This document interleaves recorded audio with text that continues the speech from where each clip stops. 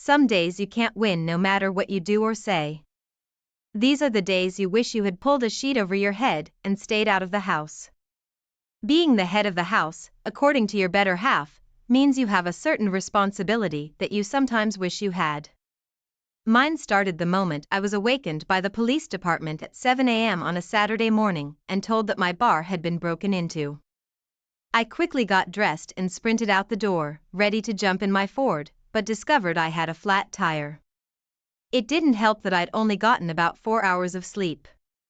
In a hurry, I grabbed my wife's company car since it was Saturday and hit the road. Unfortunately for me, since the cash was locked in the safe, they had taken most of the bar's liquor supply. One of the officers said someone had gotten themselves a huge new stock of top-grade bootleggers. They damaged the front entrance by driving their car through it. My rough estimate is that it should be at least 2 weeks before it opens. The police wrote it up as a robbery. After the insurance agent came and took pictures, I boarded up the house. Now I had to wait for the insurance agent to start repairing the main entrance. Fortunately, the retail losses to my business would be covered by insurance until I could reopen. It was around lunchtime, and I was getting ready to climb into my wife's car to go home when I heard a voice yelling, "Melody, wait." I turned in the direction the male voice was coming from, causing the man running toward me to freeze in place. When I looked at him, he muttered, "Oops, sorry, I got the wrong car," and quickly walked away. Back home, I described the man in detail to my wife, Melody, but she didn't seem to guess who he might be. Melody asked me the reason I was in such a hurry early this morning that I had to take her car. I replied that the bar had been broken into and the police had called me to the scene. After a quick bite of a sandwich, I changed the tire on my truck and went to fix it. It turned out to be a burst valve stem. Before heading home, I stopped along the way to pick up 2 new pairs of blue jeans, a package of Hanes t-shirts, and a MAGA hat. When I returned, I found a note from Melody saying she had gone shopping. I used to work on Friday and Saturday evenings because that was when we had the most work. This meant that by the time I got home, it was already morning. I shaved off my beard for the first time in 12 years, after which I showered and got ready to hit the road as usual. Except I didn't brush my hair. Their natural curls ended up strewn everywhere. As a result, I had changed my appearance so much that I almost didn't recognize myself. I was going to make the most of the night and check out the other establishments in town. I headed out at my usual time, as if nothing had changed, since Melody still hadn't returned. Entering the bar through the back door, I grabbed my new clothes and changed into them. I picked up an old pair of reading glasses that one of my coworkers had left behind to complete my new look. Clean-shaven, I looked much younger. With black-rimmed glasses, I could pass for a university dork. Then it dawned on me that everyone knew my truck, so I called a cab to pick me up and take me to National Car Rental. I chose a white, unassuming, medium-sized Ford. I started on the north side of town, working my way south. Walking into a restaurant and ordering a beer, I observed how well-trained the staff was, studied the location, decor, customers, and prices. I was learning a lot of little things that might come in handy in my own business when I reopened the establishment. After getting the information I needed, I quite often walked away leaving behind a full mug of beer. It was at the 7th establishment, located along the Mississippi River in a poor part of town where university students hung out, that I discovered something that changed my whole world. I had just walked through the front doors of the new City Jack when I saw her. My wife Melody was on the dance floor with a man who was not me. For a slow dance, they seemed to be dancing pretty damn tight.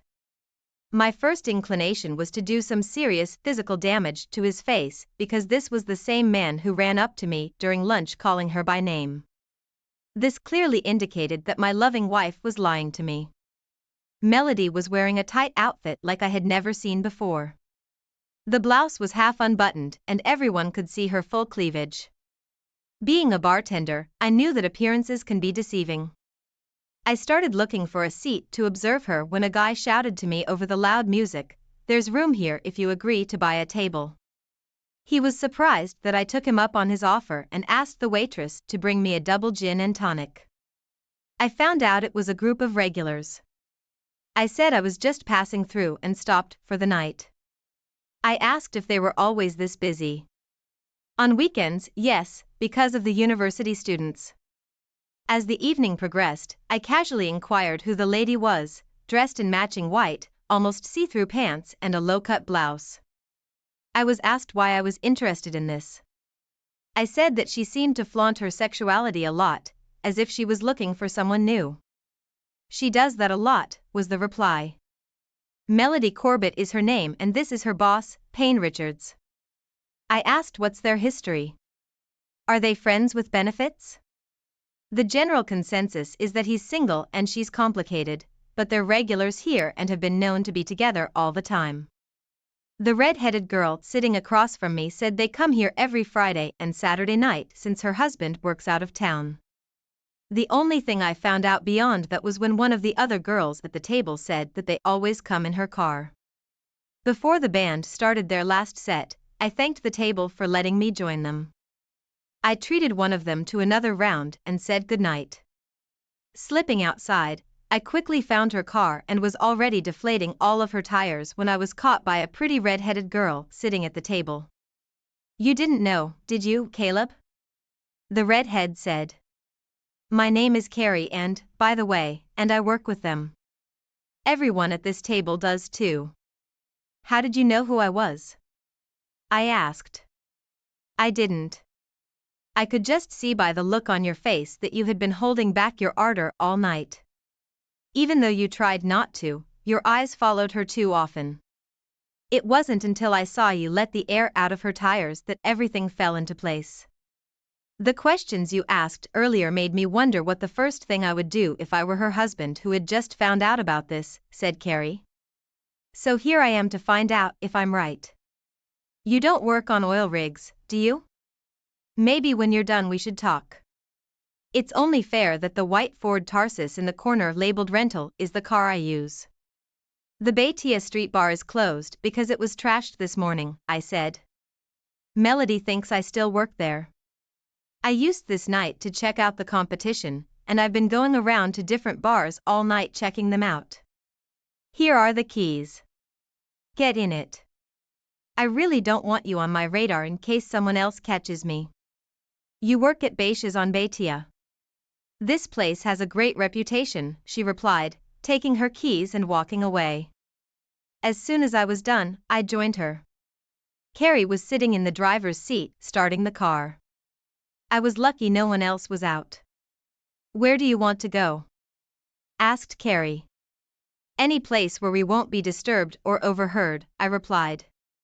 This is my apartment. Besides, I needed a ride home, Carrie said with a smile. It was a 20-minute drive to her modular home outside of town. I was surprised to see a car in the driveway.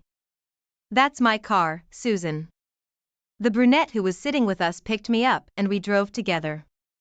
It's easier to brush off unwanted attention if you say you came with a friend. She said. I texted her and told her I'd taken a cab home. It was a beautiful house that looked like it was new because it looked like it had hardly been used. She got us each a couple of beers and we started talking. Carrie and, thanks for catching me. I don't know what else I would have done if I had stayed, I said. You made me realize that I may have been overreacting. You weren't paying. He has a monthly standing room at the Ramada Inn on 4th. If you follow them, you'll find the two of them going there right after closing time, Carrie and explained. She comes in with a shopping bag wearing blue jeans and a t-shirt. And when she goes out with him, she's wearing dressy clothes. After they return about 2 or 3 hours later, she leaves freshly washed in the same blue jeans and with the same shopping bag in hand. How do you know all this? I asked. My brother is one of the night managers. He works Wednesday through Sunday. According to him, they've been lovers for over a year, Carrie said. It was Melody who told him you work on the oil rigs and can be away for up to 6 months at a time. As a result, he has the impression that you are a married couple who have an open relationship. She must have seen the shock on my face because she said, "Oh, shit, you have no idea about anything at all." No, I didn't. The first problem is how I'm going to get proof, I said. The second is that her parents are backing my bar. I still owe them about $20,000. Let me talk to my brother and see what can be done on his end. They might have a videotape of her going in and out of the room. She could also get her own key card for his room, suggested Carrie. I'll see him at our parents' house next Friday afternoon because it's my parents' anniversary. We exchanged contact information before I left. I wanted to see what happened when they discovered she had a flat tire. It would help me decide if what Carrie had told me was true. I got back to the bar just before closing time, glad that there was plenty of light in the parking lot before the bar shut it down. It was a few minutes before Melody and Payne walked out of the building, holding hands and furtively kissing as they walked to her car. I noticed that he pulled his keys out of his pocket to unlock the passenger door for her. That's when they noticed the flat tire. As they approached the trunk, he noticed a second one. Melody ran around the other side of the car, discovering that all the tires were flat. I wasn't close enough to hear what they were saying, but I saw enough to know that they were acting like a married couple would in this situation. It said a lot about how long their relationship had lasted. It wasn't just a flash in the pants. He pulled out his cell phone and made a call. 20 minutes later, a tow truck with an air generator showed up and inflated the tires. I watched them as he drove them back to the Ramada Inn on 4th. Just as Carrie explained that when I was supposed to get home, Melody came out with still damp hair, dressed in blue jeans, carrying a large shopping bag from Macy's. It's hard for a man to realize that a woman who swore in her marriage vows to love only him has willingly and eagerly become another man's whore. I know I just learned this firsthand. I headed back to return the car. They called me a cab so I could pick up my truck. It was already 5 in the morning when I got back to my driveway. I fell asleep on the couch in the downstairs family room, dressed the same way I had been when I left for work. The next day, she didn't even realize her secret was out. Mel and I met when I was talked into helping a buddy out by being sent on a last-minute double date. Mel's family was visiting cousins and he couldn't go on the date without her coming with him. As soon as I saw her with her shoulder-length black hair that seemed to draw you in with her blue eyes, I was interested. You could tell she had Betty Davis eyes because when she looked at you, it seemed like she was looking right into your soul. I was soon blown away. Even without makeup because her father, a strict man, wouldn't allow it, she won me over. I ended up going to see her every weekend for 2 hours until I graduated against my old man's wishes. I guess you could say my persistence wore him down. She went to college and I didn't. I worked and took business courses online. In her sophomore year, she got an engagement ring. The next summer, the bar went up for sale. Her father and I stopped by for a couple of visits after his Craftsman made of wood were delivered. I mentioned that whoever bought it would have to gut it. It was too dark and old.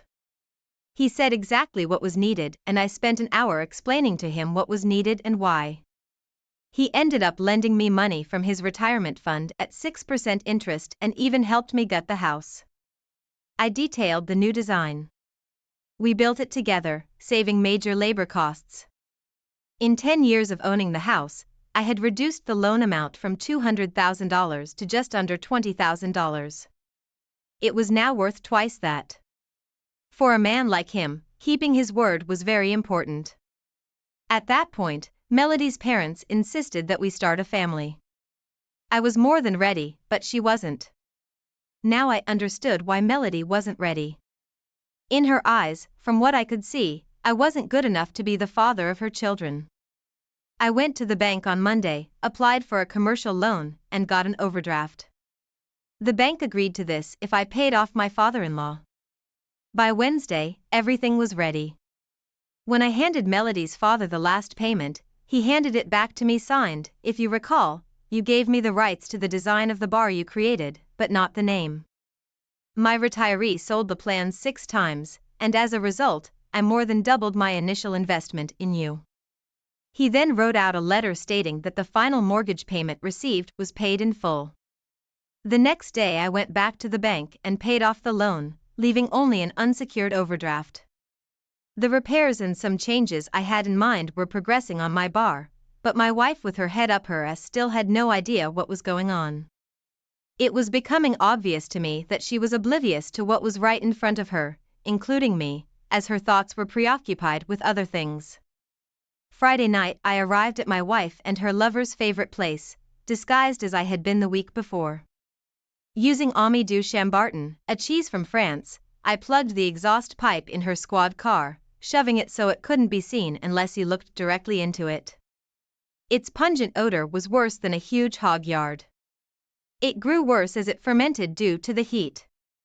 Before going into their favorite bar, I found his company car parked outside the hotel, and after pouring a 2-pound bag of sugar into the gas tank, I removed the valves from the stems. Soon I was sitting with their coworkers again and watching them continue to flaunt their sexual relationship. They were so engrossed in each other that they paid no attention to anything or anyone around them. At times they got so heated that just watching them made people hot. Carrie Ann tried to stay close to me.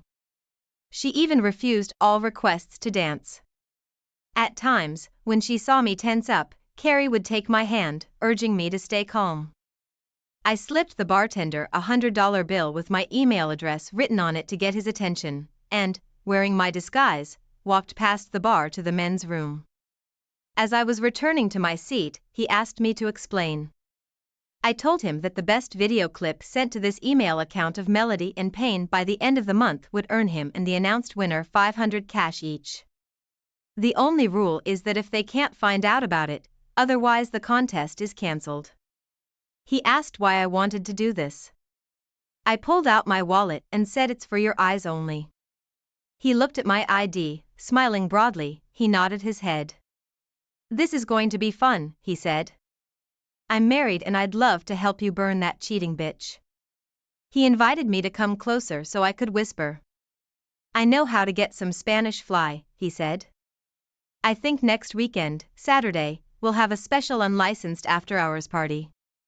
I replied, "That would be perfect since the bar will reopen next Thursday." Spanx was a clear liquid prescription drug that made people extremely horny. Depending on the dose, its effects lasted from 12 to 24 hours. If it was used on oneself, it was a very stormy night. Doctors often prescribed it to couples who were having trouble getting pregnant. I was at home pretending to be asleep when at 3 in the morning, Melody crept in quietly, like a mouse. I could hear her talking to someone on the phone for a long time. Finally, she crawled into the room next to me. That Saturday morning, I got up earlier than she did. Since she didn't have a lock on her cell phone, I went through her phone records. She had talked to Payne after she found out I was home. She had also forgotten to erase her messages. One that interested me was addressed to her older sister. It read, "Sis, I need a cover for last night. I'm going to tell Caleb I was with you last night." Using my cell phone, I took a picture. Of course, I later got the explanation that she had gone to visit her sister and brother. The following Tuesday, Carrie and Lasher texted me, "Can we meet?" I replied, "At the truck stop by the highway. I'll be there in half an hour." She replied that she would see me there. Carrie and was waiting for me when I arrived. I don't think I've ever seen a nicer smile in my life. I was starting to grow a mustache and a goatee. She took a picture of me on her cell phone so she would have my image for her contact information. Carrie remarked that she liked the way I looked on it. Unfortunately, Melody still hadn't noticed the change in my appearance. "Hi Red," I said sitting down. "You look really happy." "I'm Caleb," she replied. "You will be too when you study the information my brother gave me this morning. The only problem is that he wants you to cover his printing and copying costs. The owners were charging him 20 cents a sheet if he printed anything for personal use." The waitress came over and I ordered a big breakfast for the day. 3 eggs, 3 slices of toast with sausage and bacon. Carrie ordered a cheese omelette. We both ordered orange juice and coffee. The information revealed that Melody had had her own key card to his room for over 6 months. He copied it every time it was used. Throughout that time, he had been using the card regularly 4 times a week. Monday, Wednesday, Friday, and Saturday at 7 in the evening. I showed Carrie the image I had received of my wife's message to her sister. "And what are you going to do about it?" asked Carrie. "Are you going to get a divorce? There's a special party next Saturday for Melody and Payne. I hope they send me a bunch of videotapes because it's going to be wild. Once I have them, I'll take all the information I have and show it to her father to explain why she doesn't want my kids. At the same time, she will be served with a divorce petition in their hotel room. I've made sure that this will be videotaped as well. When you put the package together, email it to me, please," Carrie asked. "Why?" I asked. "Payne's corporate car is out of commission and is a complete write-off," Carrie said. "There is such a foul odor coming from Carrie's car that they may be forced to do the same to it. I'd like to suggest to our corporation that an angry husband may be to blame." "When do you want it shipped?" I asked, trying to hide my glee. "How does it sound that she's being serviced at the same time?" Carrie giggled. "And may I use your name?" I lost it. Released with a rumble of laughter. "Damn, you can be a real asshole." Carrie laughed.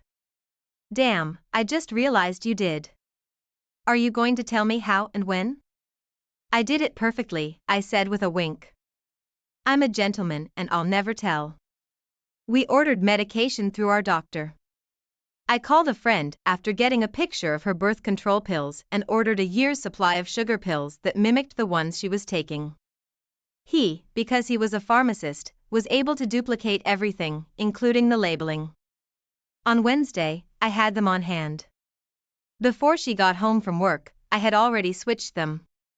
Now all I had to do was buy time. Bad luck helped me the other night, when an idiot ran a red light on the way to work and hit me so hard in the side that he drove into cars standing at the light. My truck was totaled. They had to cut me out with the jaws of life. An ambulance took me to the hospital to be checked out. My wife Melody and her parents met me. After 6 hours of examination, I was finally released. The doctors told me to hold out for at least 2 days before returning to normal activities. "No driving for a week," he said, "to give your broken bones time to heal. After that, a month of light duty." That meant Melody stayed home, looking after me after work. By Saturday, she was starting to worry. I smiled, knowing she had been off the pill for 3 days. I said I was done resting. I abruptly asked if she could drive me to the bar and pick me up when I called her after closing time. She readily agreed. While I was showering and getting dressed, I heard her talking on her cell phone, making arrangements for a night out. She dropped me off. I told my staff that I wasn't working, but just wanted to spend the night to see if the changes I had implemented were working. The cook I hired was great. Our sales before the concert doubled, and for a Saturday, that says a lot. The place was sold out. From the moment we opened, we started attracting lunch customers because of the daily specials we were promoting. Its food complemented the bar's theme. Every night, the restaurant closed at 8 o'clock. After that, you could always get pickled eggs or sausages. He was an elderly gentleman who wanted to get home early in the evening. His problem was that he had retired too early, and staying home with his wife was driving him crazy. When he first suggested it to me, I brushed it off until I checked out other bars.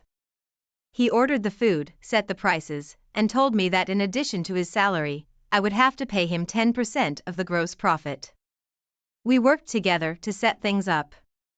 We set up what he called his cramped little kitchen the way he wanted it. Everything he cooked was made from scratch.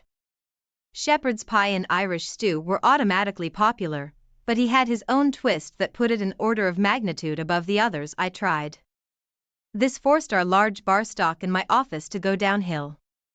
We had to hire new kitchen staff that he hand-selected. So far, the reviews have been top-notch. It was about 8.30 in the evening when I saw her walk in with her friend Susan. Carrie-Anne Lazar looked amazing. As soon as she saw me, a big smile appeared on her face.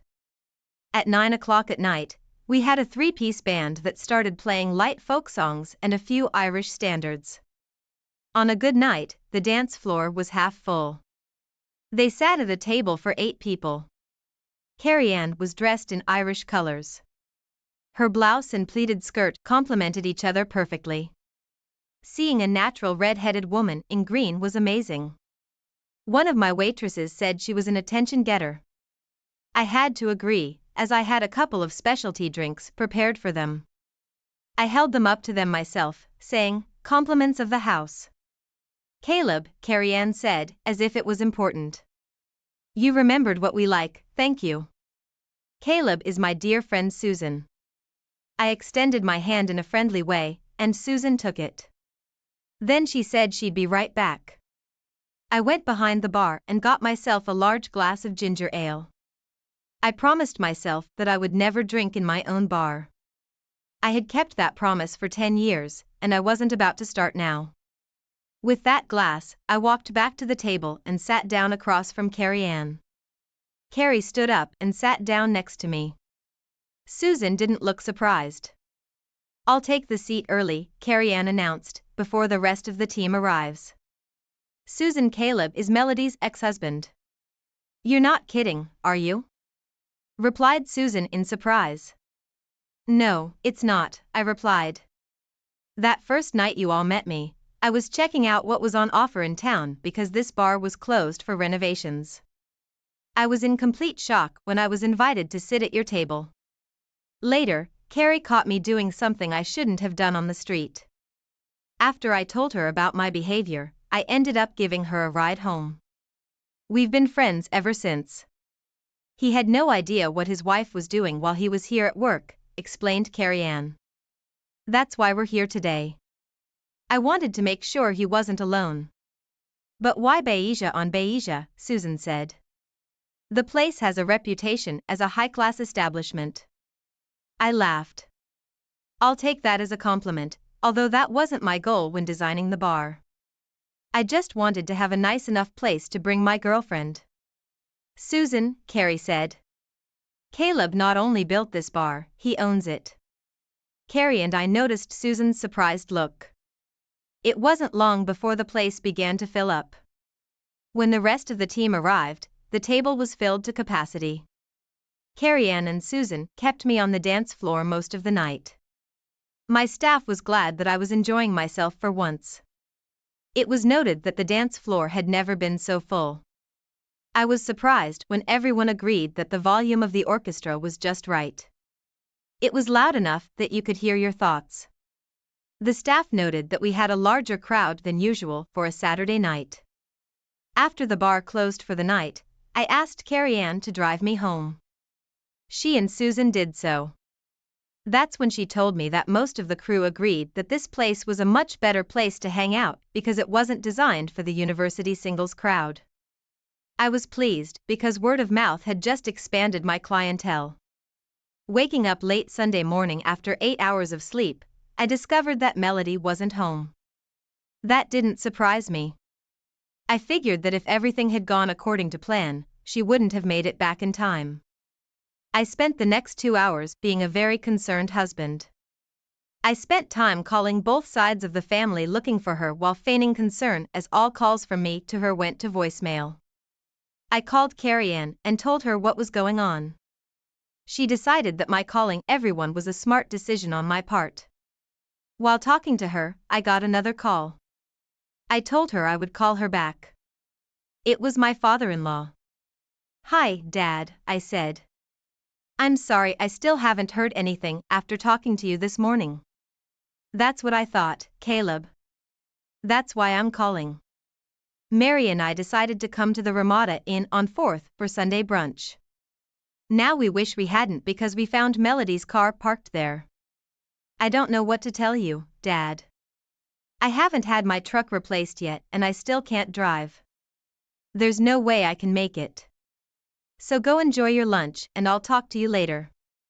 I replied in a concerned tone. My father-in-law was a strict man who lived and died by his own standards and principles. In his opinion, there was too much gray in the world. Everything had to be black or white. He didn't want to watch Anderson Cooper because how could anyone take anything that Columbus said as truth? He couldn't understand that in our society the basic truths he was raised on no longer existed. He was surprised that a man my age didn't have tattoos on his body. I replied that I have a lot of respect for myself, so I refused to follow the masses. Most of those who put tattoos on their body regret it later. Just because people chose to live their lives as they see fit did not make them right in my eyes. Our society has become so self-centered that we have stopped caring about our neighbors. One evening we had a heated discussion about law and order and their decline. I said that people still look to our government as an example of how we should behave, and look what they do. One side says we should follow the law, the other side encourages breaking it. One promotes irresponsibility, the other demands responsibility. The word racist has been changed by one political party to mean that regardless of color, religion, or heritage, you are a racist if you do not promote and accept their views as if they were the gospel of Jesus Christ. If Hitler were alive, I added, he would claim that they are following the early years of his life's journey. In their eyes you and I are but a minority to them and their followers who are too stupid to follow their doctrines. If you argue with them or oppose their wishes, you are branded a racist, harassed, and attacked. Now they show up in democratically controlled cities wearing masks, peddling their form of social justice against people like us. The only opinion they want to hear is their beliefs coming out of your mouth. Unfortunately, the leadership says the situation will be investigated and charges will be filed, but we both know that will never happen. Equal justice for all is a thing of the past.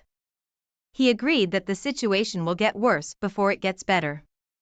This is exactly what Hitler and his followers did before coming to power. We who study history to learn see our great country repeating history. It is sad that one party had to bring such a culture back to America and make it normal again. It was these same attitudes that led to the first Civil War in the United States of America. At times I had to wonder if we were headed for the second one. Dad, I finished, whether we like it or not, this is the reality of the world we live in now. The way he looked at things, if her father caught Melody with a lover, she'd be lucky to escape his wrath with her life. I wrote to him that this wasn't the first time she'd gone somewhere without my knowledge, and attached an image of her message to her sister. I called Carrie back to let her know what my father-in-law had discovered, and what I had just done. She laughed, then asked what I was doing. I replied that, other than smiling, it was nothing much. Do you want me to pick you up so we can do something? She asked. I honestly said I'd love to, but it's probably best not to disappear. They'll worry, and I think they have enough to worry about already. It was about 6 o'clock in the evening, and I was sitting in the kitchen eating a pizza that had been delivered to me when I heard a car pull up in the driveway. When I looked out the window, I saw that it was Melody's dad, and he was alone. I watched him get out of the car, he looked like a broken man. I went and let him in, then got a bottle of Marker's whiskey to pour us a nice stiff drink. Taking a clean plate, I told him to eat a slice of pizza. Caleb, it's bad. I was at home when I called you. Your message got me thinking, and I went to talk to Mandy first because I wanted to make sure my thoughts were right. He said. I asked the day manager of the hotel to call the night manager early. I came back. It seems the affair with Melody had been going on for over 6 months. Mandy, her older sister, happened to find out about it herself, and promised to keep it because Melody explained that she wanted to experience the life of a wild single child before settling down and raising children.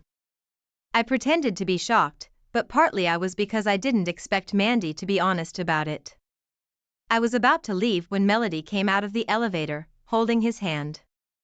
He had a huge smile, like he was proud of his latest conquest. I passed out. The night manager and the day manager had to pull me away from him, he said. I came here because I think this will be the last place the cops will look for me. Dad, the first thing I'm going to do is call Mom to let her know you're okay, I said. Then I'm going to call the manager of the Ramada Inn to see if Melody's lover is going to press charges. My mother-in-law was devastated, but was grateful that her husband had come to see me. Melody called her to apologize. Her mother said for what? For getting caught? For creating a situation that could land your father in jail? For having an affair? Or for what we found out? Your apology means nothing. What about Caleb? About your marriage? You're just hoping we can help you get out of the mess you made for yourself. Then she hung up.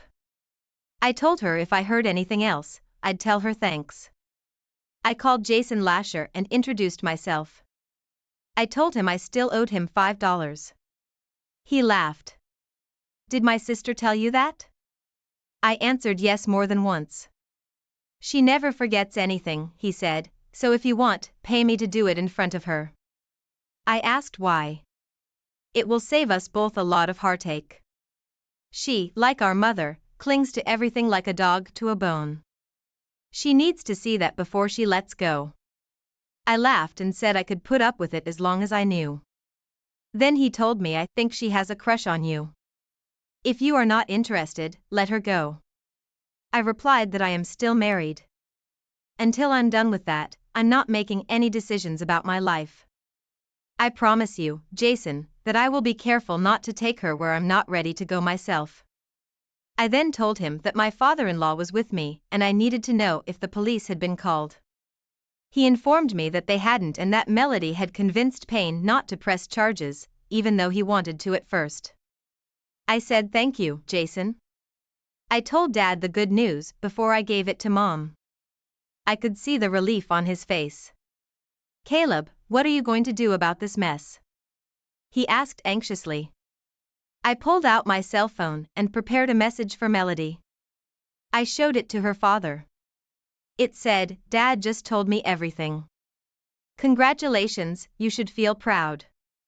In just one day, you threw away parental guidance, ruined our marriage and tore my soul apart. Don't be sad. Be happy. You got what you wanted. Don't come home. The Melody I knew doesn't live here anymore. If you send him to his father, my marriage will end right now. If not, it will die slowly for another 6 months. I said it quite sincerely. Once you break trust, you can never get it back. Let's give this dead marriage a quick honorable death, he said, hitting the send button. Mary always said that Melody married her father. This just proves she was right. After we were done with pizza and drinks, we went to Lumberland and bought a set of 3-door deadbolt locks. As soon as we installed them, the whole family drove up to us. Mandy's mom, her husband Jack, and the adorable kittens. They ended up leaving around 10 o'clock. I texted Carrie and, "Are you awake?" She responded very quickly with a call. "Are you okay?" "I have to ask because Jason called and told me what happened," asked Carrie. "Payne has 2 black eyes and a broken nose.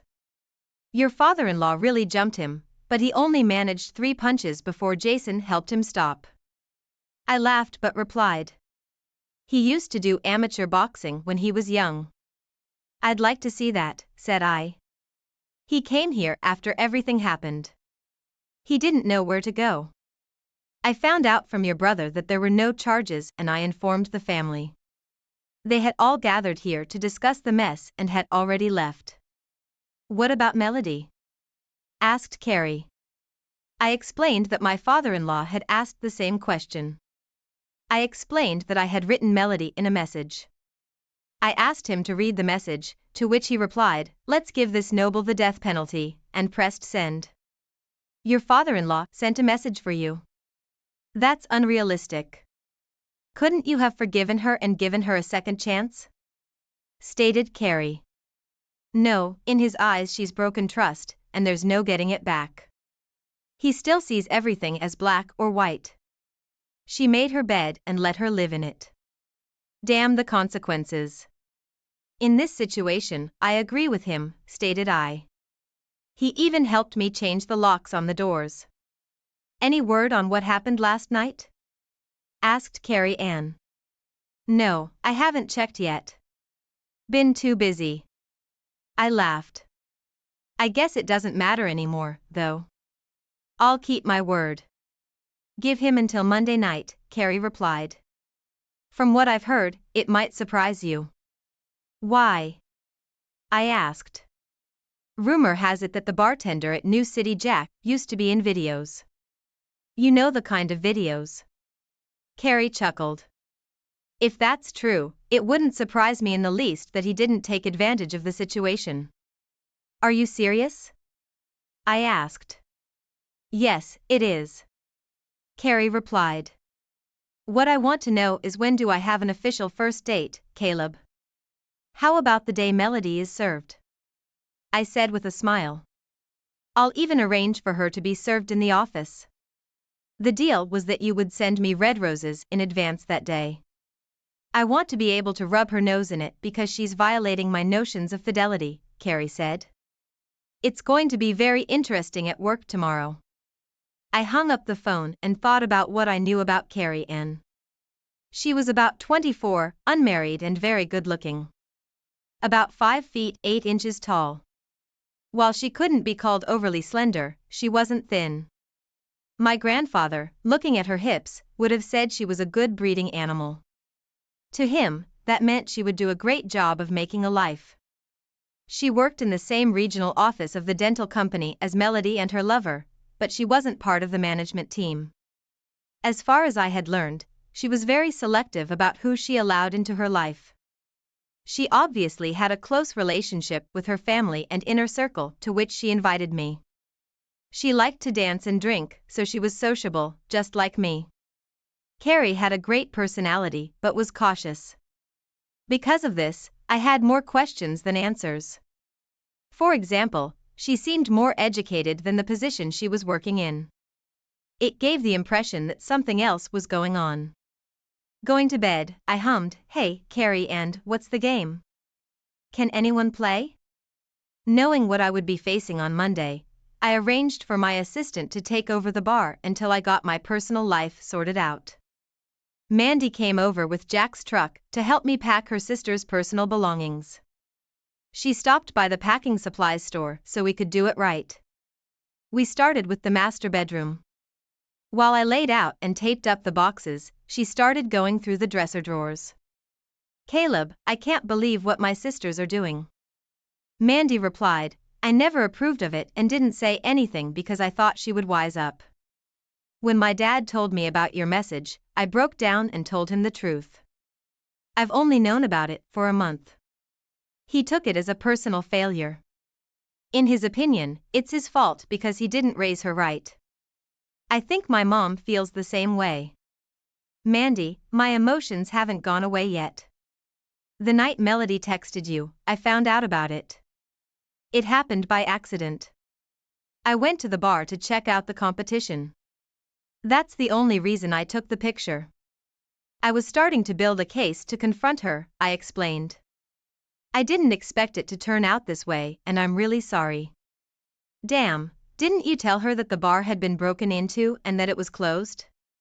she asked. "Yes, it was. But in hindsight, I'd say she heard but didn't listen," I stated. I should have realized that this was her way of telling me that our marriage was dead. Melody was always protected by our father, as was I, Mandy says. I had to become a parent myself to appreciate the sacrifices he made. I try to instill that quality in my children. Melody, even when she was little, never recognized right and wrong. It has always been and will always be that way with her. I can't say I wish I'd seen it sooner. "I think about your mom and dad too much," I said. Not many people can say their father-in-law is one of their best friends. When Mandy got to her sister's intimate parts, she asked for sewing scissors, which I quickly found. Before packing Melody's underwear, she cut out the crotch. The bras she cut between the cups. She must have been sending her sister a message. All the ruined items were thrown into a box. I was glad she did that because I couldn't. It took us about 4 hours to finish about half of the work. I asked her if she would let me take her out to lunch before we got back to work. She agreed and took me to a new Chinese restaurant called Yumi's, which was just a smorgasbord of food that she really wanted to try. I'll be honest, I was very impressed with its quality and food selection for the price. We got there just as the lunch crowd was dispersing and caught Payne on his way out. With 2 black eyes, a broken nose, and swollen lips, he looked rough. My father-in-law had done him well. My God, said Mandy in surprise. My father did that to him. It'll take 2 months for it to heal. An eyewitness told me that your father only hit him 3 times before they jumped up and stopped him, I said. From the looks of Payne, my dad still has a hell of a punch. Mandy looked at me in surprise. If they hadn't stopped him, would Payne be in the hospital? I don't know, I said, getting out of the car. As we approached the entrance to the restaurant, Payne came out from around the corner and said, Mandy, please unblock Melody. She really needs to talk to you. Payne, have you met my brother-in-law Caleb? She replied. I stepped forward. Payne's face turned dead white because he realized that I was the one driving Melody's car. He raised his fist as if preparing for a fight. If that's the way you want it, Payne, that's fine. Mandy will confirm that he started the fight, I said. As soon as she said she would do it, I lifted my foot and kicked him hard in the balls. When he fell over in pain, I punched him twice with my fists. I punched him as fast and hard as I could, several times as hard as I could. When he completely collapsed, I kicked him as hard as I could and hit him in the balls again. To finish it off, I hit him hard on his right arm. I didn't realize it, but it gave me the release I needed. I opened the door for Mandy and we headed inside. We were escorted to our seats. I ordered an unsweetened tea and she ordered a Coke. Before we go get food, I want to ask, did my daddy teach you those moves? Asked Mandy. I replied, not if you think it's part of my job to be a bouncer when necessary. That's why I asked you to witness that he started it. I didn't want a fair fight. I wanted to end it quickly. No sooner had Mandy and I filled our plates than my phone rang. It was Melody. She finally wanted to talk, but I didn't. Just press the red phone on the screen to disconnect the call.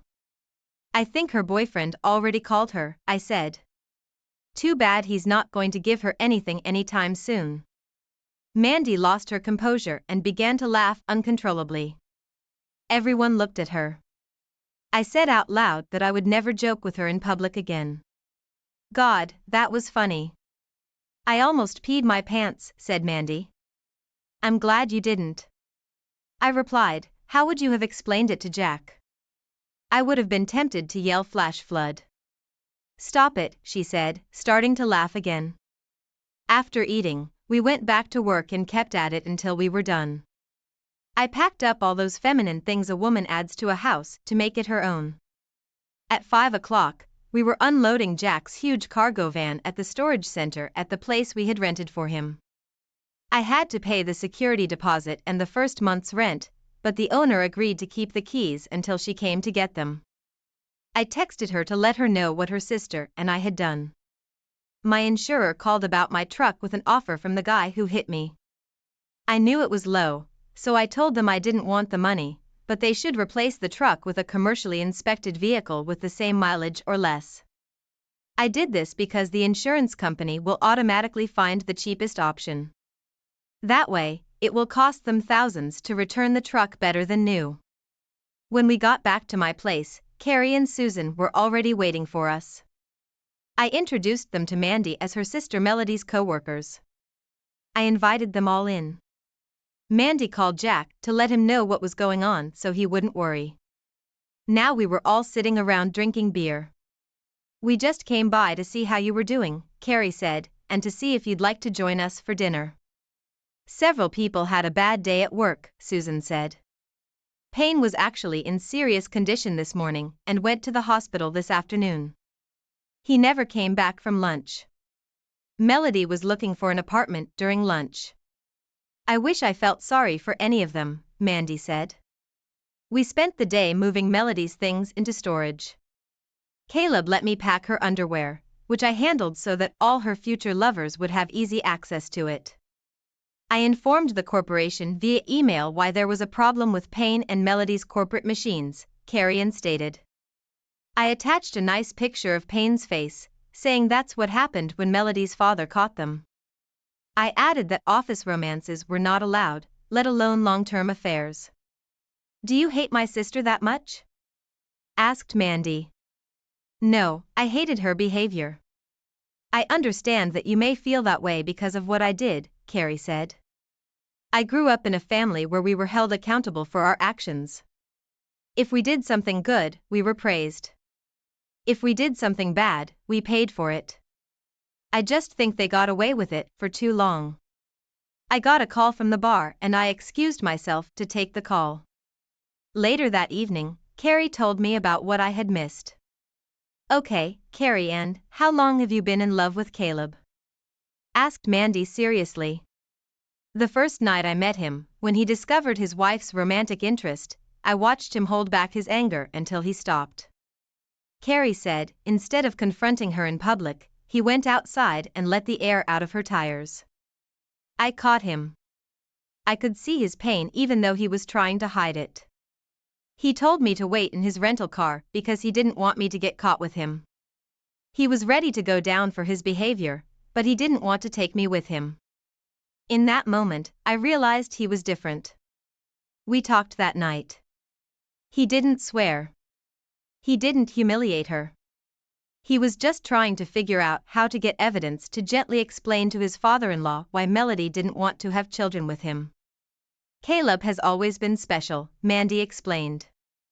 In his relationships with other people, he seems to be able to step into their shoes.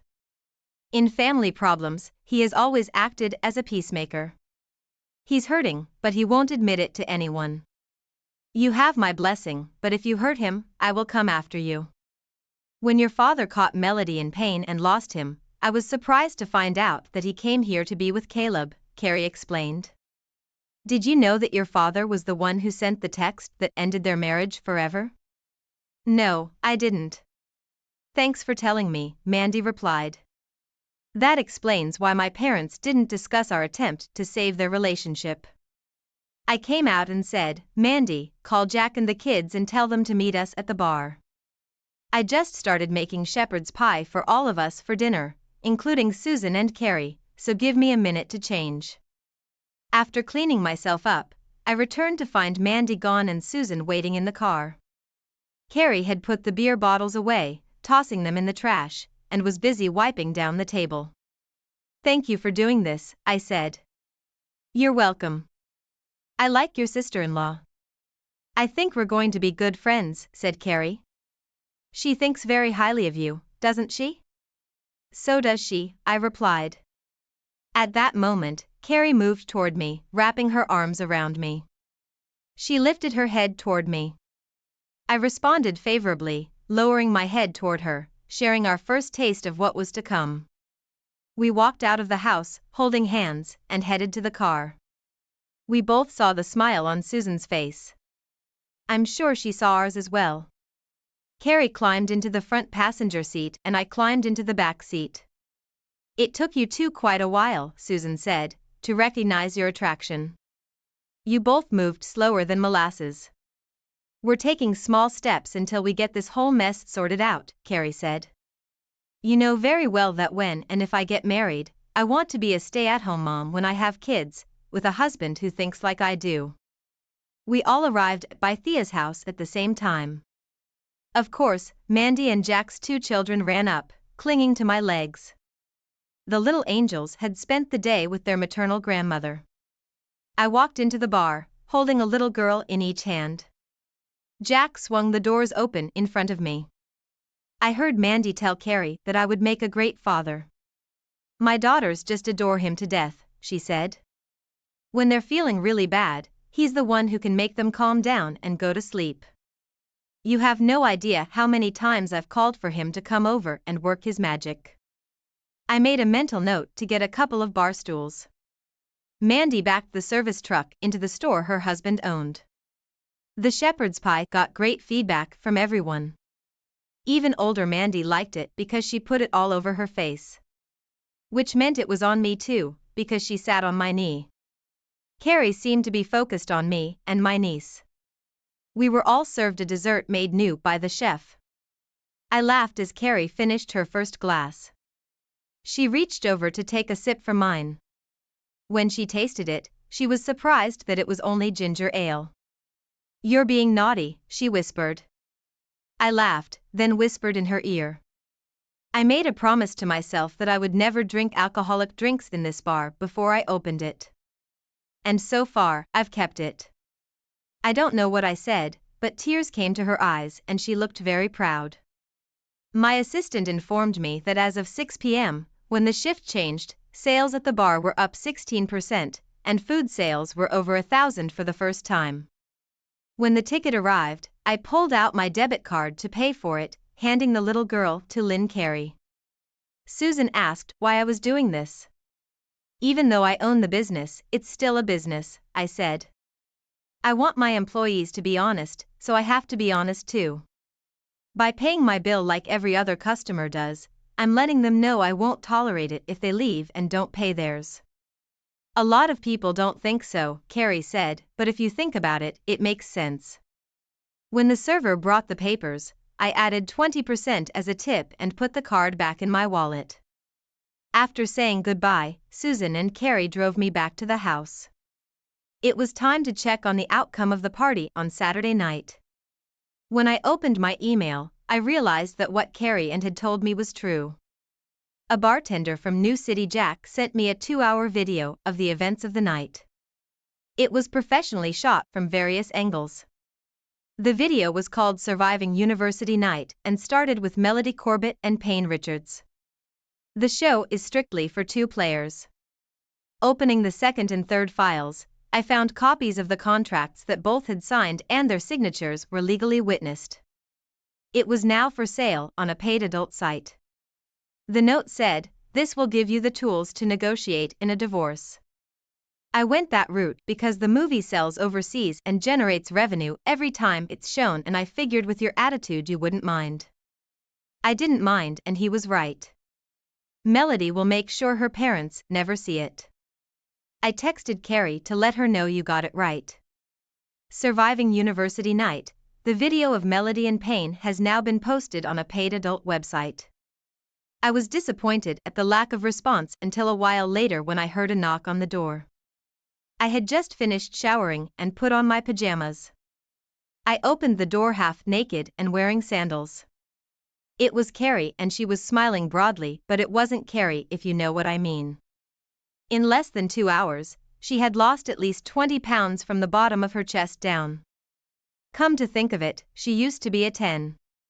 Now she had to be a teenage 5. "Wow," was all I could say as I was in complete shock. "Who are you and what have you done to my Carrie Ann?"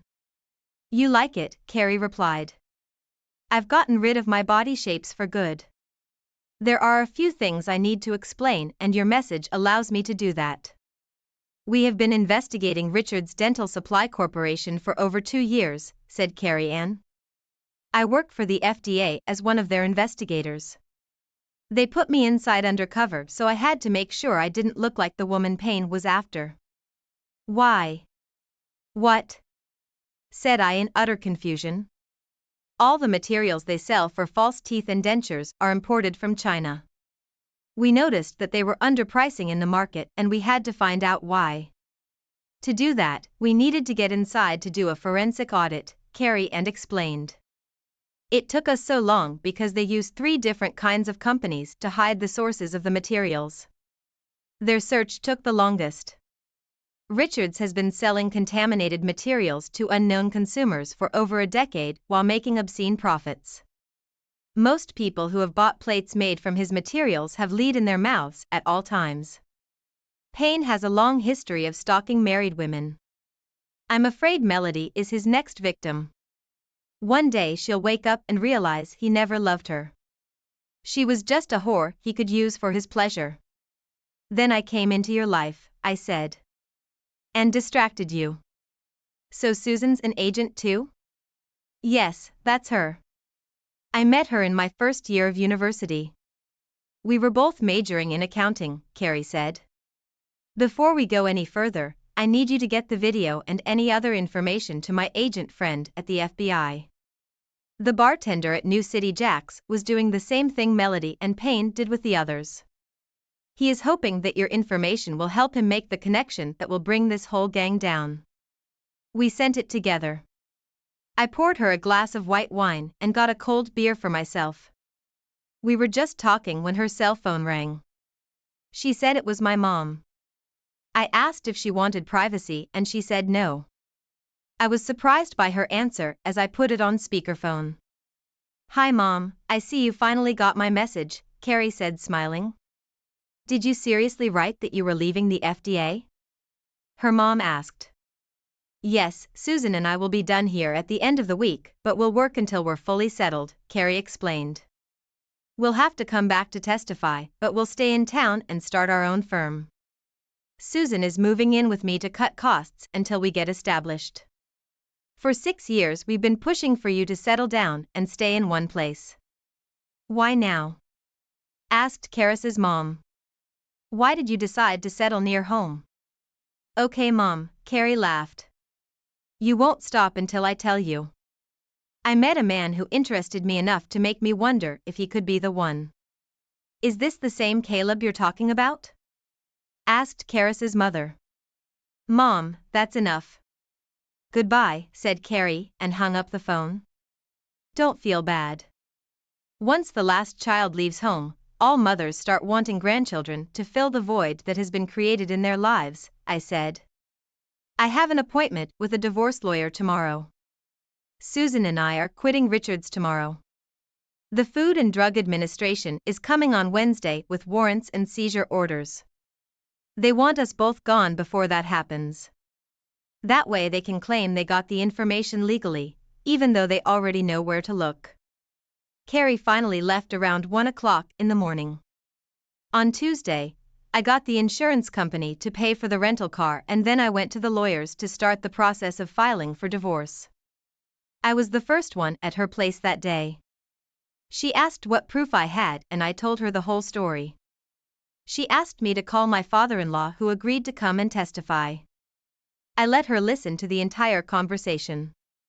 In addition to the printouts from the Ramada Inn, that would be an added plus. If she agrees to what I'm proposing for settlement, request that she and her attorney meet with us so we can show her what is on that stick. It depicts what was created last Saturday night with their consent, I said. I even passed on the email that this was done. What makes you so sure she won't fight you after seeing this? My feminist liar asked. Take the stick home and watch a 2-hour movie alone. I keep the business, she gets the house. No support or anything, I said. And if she refuses, she asked, then all family members on both sides will each get a copy of what I just handed you from an unknown email address, I said, getting up to leave. Caleb, she said, can you always be so dirty and stiff and cold? Only when a person's behavior leaves me no choice, I replied. Come to think of it, she was the one who made me realize that the last 12 years of my life had been mostly wasted. This moment struck my attorney as if she had just been stabbed with a sharp knife. Carrie and Susan actually went to their employer's office to quit. Melody, as office manager, was shocked. They were leaving at the end of the day. Filling their vacancies would be a challenge. Payne was on the spot, but he was in a lot of pain. No one would say what happened, but his right hand was in a cast from wrist to first knuckles. Payne spent most of the day in his office dealing with phone calls from corporate headquarters. He knew that the only reason he was still working was because he was family. He was given a small reprieve when he agreed to pay the cost of 2 company cars out of his own personal pocket. It was made clear to him that he had to either marry the girl or fire her. He agreed to the latter when her divorce was finalized. After quitting my lawyers, I went to a real estate broker I knew. I wanted to find out what office buildings were for sale in the area. One of them, he thought, could be a goldmine if the new owner could find a respectable anchor. It was only 5 blocks to downtown from the Baicha store on Badia. It was now owned by the bank I was dealing with. He said he thought the bank was getting tired of wearing it. With a little facelift, interior painting, and landscaping, the 3-story building could be cleaned up quickly and attract attention. After looking him over, I agreed. We went back to his office and wrote up a proposal with a low price contingent on getting financing and inspection approval. I asked him if I could show the potential client a space that I thought would be perfect for him. He gave me the keys and told me to bring it in tomorrow. Around 2 in the afternoon, I texted Carrie, "Could you and Susan swing by the bar? I need to show you both something." She quickly replied, "Sure." I called my father-in-law and asked if he had an hour or 2 to spare. He asked me why. I explained that I was afraid I had to sell the bar to settle the divorce case and needed to start getting ready for a fresh start. I had an office building I was considering and I wanted his opinion. He agreed and I picked him up. We walked through the building, checking out the electrical. He pointed out a few things that the building inspector wouldn't notice but could be used as bargaining chips. He asked what they were asking for. I told him and then disclosed what I was offering. "Smart move." He said, "You can always go up but you can't go down. Personally, I think you should go for it. You need a couple new anchors. Do you have someone in mind?" I said, "Just 2 ladies who are starting their own accounting firm, which is now working with Melody and me, since I may be forced to sell Basha." He smiled and said, "If you get it, I'll help you remodel the space so it's open to both of you. It's bigger than your current place. Plenty of room for parking. Mandy tells me you're friends with them. She thinks they're good people." "Thanks, Dad," I said. "Do you really think Melody will claim your business in the divorce?" My father-in-law asked. "The Melody I used to know probably won't, but the one I'm divorcing probably will," I replied. "She'll blame me for everything that happens in her life to justify her actions." Dad looked at me in shock. "But that's not true. That's not what you and I know." I replied, "Name one situation, other than a legal contract, where the truth would matter in making a decision." "I can't, and neither can you. In divorce courts, it all depends on what you can get the judge to believe. If Melody and I had children, I'd be a dead man in the eyes of any judge." "But it's wrong," he said. "Dad, we agree with you, but we're in the minority. We still believe in right and wrong. These days, most outside the family only care about themselves."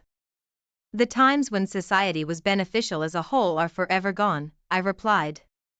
"The proof of that is to look at how many people are homeless in the promised land of California. What is real for most people is what the media puts in front of them on that particular day, and it lasts about as long." I was back at the bar in my office when my realtor friend called to let me know that they had accepted the offer, but would not finance it even though I was a good client. I started looking for financing through LendingTree.com. I sent them my tax returns for the last 5 years to demonstrate that I was serious. Susan, Carrie, and I walked through the empty first floor of the building I wanted to buy. It had last been used as a call center. I told them about the plans for the new bar and restaurant I had in mind, and then asked how much office space they would need. "Caleb, we can't afford what it would cost to finish. That's why we're looking at something that's move-in ready," Susan said. I decided even then that I would cover the costs out of pocket and build as the bar is established. I'll know if I have financing by Friday. I'll get the building for much cheaper than its appraised value. I said, "Melody's dad will help with the construction, so that will cut down on a lot of the costs." "Why are you doing this?" Carrie asked. "Because the court may force me to sell Bakia on Bakia as part of the divorce settlement, so I'm planning accordingly," I answered honestly. "So in the next couple days, draw your needs for the next 2 years on paper. I'll work from there." What if you don't have to sell the bar? Asked Susan. My assistant got a promotion and I have 2 surgeries, I said. Wednesday was a bad day for Payne, Melody, and his parents. The Food and Drug Administration showed up, visiting all of their regional offices and headquarters en masse. Melody was handed a copy of my divorce petition on the grounds of adultery. On Friday, Melody and Payne flew out to Richard's headquarters. The deal was finalized on Friday, and I was able to squeeze out another $250,000 for remodeling. We started the interior remodeling. On the first floor, we tore down and stripped everything down to concrete walls and bare bones. Thanks to the concrete floors and steel framing, it didn't take long. During this time, our draftsman drew up detailed interior plans for the entire building. He redesigned the main entrance to include an elevator shaft for 3 floors. Contractors came in to run new plumbing for my section and Carrie and Susan's office, making 2 main entrances, one from the street and one from the main lobby. I had to cut and remove concrete so that a new elevator shaft could be installed and poured. At the same time, I built an interior concrete wall to provide permanent separation. Carrie and Susan would fly to Washington every Sunday night and return Friday night. They would stay until I finished work. I would pick them up and take them to the airport. Both helped out as much as they could. My soon-to-be ex's lawyer and my lawyer went nowhere. Every week her demands changed and finally I said enough was enough and set up a meeting between the 4 of us. I was ready and angry enough to go for blood. After the elevator shaft was finished, I sandblasted the building. This removed the paint and returned the building to its original color, as well as refreshing the red brick to look like new. The crew remodeled the flat roof, bringing it up to modern standards. Finally, the interiors could be tackled. Her office would have men's and women's restrooms, a staff lunchroom, a beautiful reception area, and 6 offices. On my side would be public restrooms, a storage room behind the kitchen and bar, a suitable elevated area for the band with a nice dance floor. Contractors came in to do the interior. They did her part in less than 2 weeks. 2 more office buildings were purchased in the neighborhood. 2 buildings were sold and turned into the newest Bank of America branch. The local paper said that redevelopment was coming to a neighborhood that was more than ready for it. My meeting with my ex and her lawyer was scheduled for Friday. The kitchen equipment was delivered and set up on the white tile floor. The oak bar counter was built and dark pine laminate flooring was installed. All the electrics were ready and working on both sides. The tables and chairs and booths for the restaurant have been ordered and will be delivered on Monday. We did it all in less than 2 full months. My real estate agent found me a long-term tenant. The legal team occupied the entire 2nd and 3rd floors. It turned out that they covered the mortgage, taxes, and all the associated costs. I showed up for a meeting with my attorney and found that Melody was starting to show herself. She wanted me to step up and take on the responsibility of being a father. I listened to her claims and laughed when she claimed she was still on the pill when it happened. I told her we would do a DNA test to prove or disprove your claim. I then asked my attorney to show her what was on the stick I gave her. Melody's face turned white. Last time I looked, it had over 2 million hits, each one costing $5.99 a pop. I said, according to your contract, you are entitled to 5%. Since we were legally married at that point, all of the proceeds you receive for this one-night adventure must belong to me equally because it must also be listed as a marital asset. Now I'm going to give you the weekend to offer me a serious agreement that will suit us both. I said, otherwise everything I have on this disc will be made public on Tuesday. The silence in the room was murderous. Melody, we both know who the father of your child is, and his name is Payne, I said, getting up to walk out the door. You made your choice, accept the consequences and live with them. 10 minutes passed before my divorce lawyer called. Caleb, she's offering you $350,000. You get to keep your business and your house.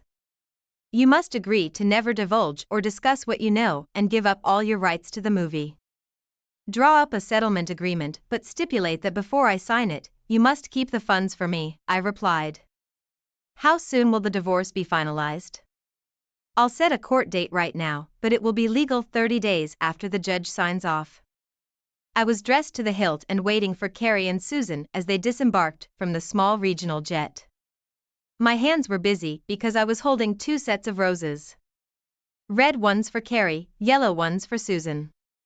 As she walked through the gate, Carrie saw me and broke out into a huge smile. As soon as they approached me, I handed them each a check. Both of them had to kiss my check. We got their luggage and I pulled them towards the new sedan I finally bought, having gotten a cash settlement I could live with. Before we take you home, I want to stop by and show you your finished offices. I think you should know that the rest of the building is rented by a group of lawyers, I said. Carrie and I have reached a financial agreement on the property left over from my marriage, which will be approved by the court next week. How much did you lose? Asked Carrie. Is it as bad as we feared? Oh yeah, too bad, I laughed. We had a meeting with our lawyers and I got her video and a printout of how much she earned. I said that since one side was forcing us to agree to count all property as marital property, her earnings from the one-night stand video should be counted too. Since it was taken while we were married, 50% of the income owed to her should belong to me as well. Carrie cried with relief. Now we can officially date. As a result of this and the threat I made at the end of the day, I get to keep my business, my house, and get $350,000 on top of that, I explained. She has a week to move whatever furniture she wants out of the house. What do you plan to do with the house? Carrie asked. I'm going to sell it because I don't think the woman I fell in love with would want past memories to get in her way. Tears of joy ran down Carrie's cheek. Caleb, you're still as slow as molasses in January. It took you over 2 months to say what I knew the night we met Mandy and her family, stated Susan. But when you do it right. Even Susan, usually more reserved, cried when she saw that their finished offices were now approved for use. The use of oak and pastel colors made the space warm and very professional. All that's left is to name the business and register it and buy the office equipment and furniture, I said with a smile. You ladies pick the colors well. Caleb Corbett, Carrie said, jumping into my arms. I love you. Damn it, you made me wait so long before you told me you felt the same way. No more holding back. Good. I just nodded my head and kissed her. Eventually, we took Susan to Carrie's house where they both now lived. It was the first time Carrie had traveled home with me. We spent a few hours catching up and fully opening up to each other. We went to breakfast at our favorite deli. Then I took her to Gerard's to see the rings. From cheap to the most expensive, she saw one she really liked but stepped back when she saw the price. I asked the salesman to bring it out so she could try it out. I went and brought it back. Carrie put it on her finger. It fit.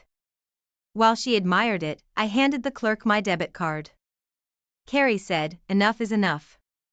It's too much for a thing I'll only be wearing for a few months.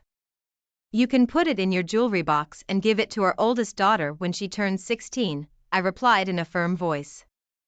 Even the seller had tears in her eyes as she processed the sale. Of course, the first person she called was Susan. We arranged to meet at the Baisha restaurant on Baisha at 6 o'clock.